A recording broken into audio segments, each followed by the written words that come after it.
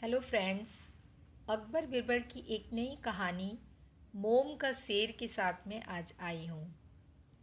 सालों पहले की बात है, जब राजा एक दूसरे को पैगाम के साथ ही कुछ पहेलियाँ भी भेजा करते थे।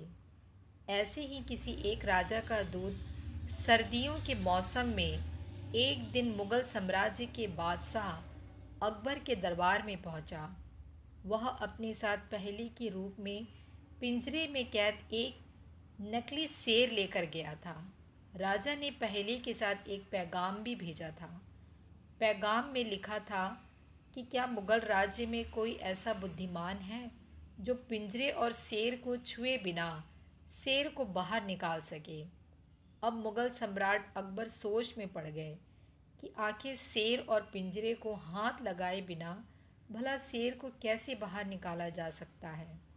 पहेली के साथ भेजे गए पैगाम में यह भी साफ लिखा था कि पिंजरे से शेर को बाहर निकालने के लिए एक व्यक्ति को एक ही बार मौका मिलेगा। अकबर काफ़ी परेशान हो गए। उन्हें लगा कि यह तो बहुत मुश्किल है और अगर शेर को पिंजरे से बाहर नहीं निकाल पाए तो मुगल राज्य की काफ़ी बदनामी भी होगी। ये सब सोचते सोचते उन्होंने दरबार में मौजूद सभी की तरफ देखते हुए पूछा, है कोई जो इस पहेली को सुलझा सके। लेकिन हर कोई इसी सोच में डूबा था कि आखिर यह संभव कैसे हो सकता है। अकबर के पूछने पर जब किसी ने जवाब नहीं दिया तो उन्हें अपने वजीर बिरबल की याद आने लगी, जो सभा में मौजूद नहीं थे। उन्होंने तुरंत दरबान को भेजकर बिरबल को दरबार में हाजिर होने का आदेश भिजवाया। लेकिन अफसोस, बिरबल किसी सरकारी काम से राज्य से बाहर गए हुए थे। रात भर अकबर इसी सोच में डूबे रहे कि आखिर पहेली को कैसे सुलझाया जाए। दूसरे दिन फिर दरबार लगा, लेकिन बिरबल की कुर्सी खाली देखकर अकबर उदास हो गए। बादशाह ने एक बार फिर दरबारियों से पूछा, क्या किसी के पास इस शेर को पिंजरे से बाहर निकालने की कोई तरकीब है।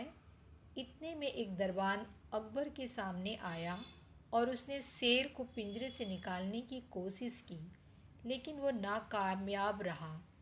दूसरे दरबार ने पहेली को सुलझाने के लिए एक जादूगर को बुलवाया, लेकिन वो भी विफल रहा। कोशिश करते करते शाम होने को आई, तभी बिरबल दरबार में पहुंच गए।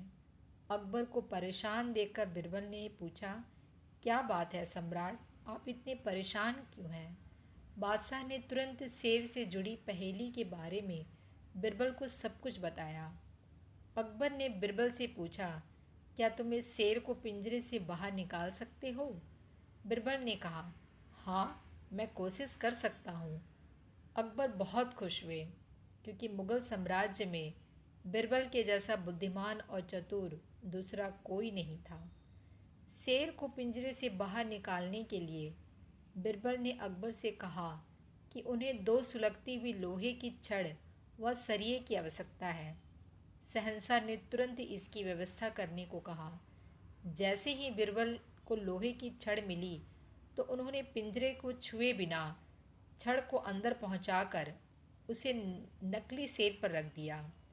शेर लोहे की गर्म छड़ के स्पर्श पे आते ही पिघलने लग गया, क्योंकि वो मोम का शेर था। देखते ही देखते पूरा शेर मोम के रूप में पिंजरे से बाहर निकल गया। बिरबल की इस अक्लमंदी पर अकबर बहुत प्रसन्न हुए। उन्होंने बिरबल से पूछा, अरे, आखिर तुम्हें पता कैसे चला कि यह पिंजरे के अंदर मोम का शेर कैद है। बिरबल ने बड़ी ही नम्रता से जवाब दिया, हुजूर, बस शेर को गौर से देखने की ज़रूरत थी। मैंने जब पहेली के बारे में जानने के बाद उसे गौर से देखा तो लगा कि यह मोम का शेर हो सकता है। साथ ही राजा ने यह भी नहीं बताया था कि शेर को कैसे बाहर निकालना है, तो मैंने उसे पिघला कर बाहर निकाल दिया।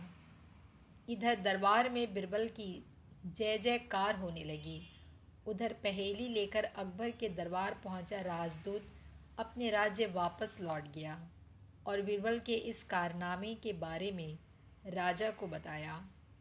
कहा जाता है कि उस दिन के बाद से राजा ने ऐसी पहेली भेजना छोड़ दिया था। इस कहानी से हमें ये भी सीख मिल रही है कि अक्लमंदी से सब कुछ संभव है। हर जगह बल नहीं बल्कि बुद्धि का प्रयोग किया जाना चाहिए। दिमाग से हर समस्या का समाधान हो सकता है। तो मिलती हैं अपनी अगली कहानी में।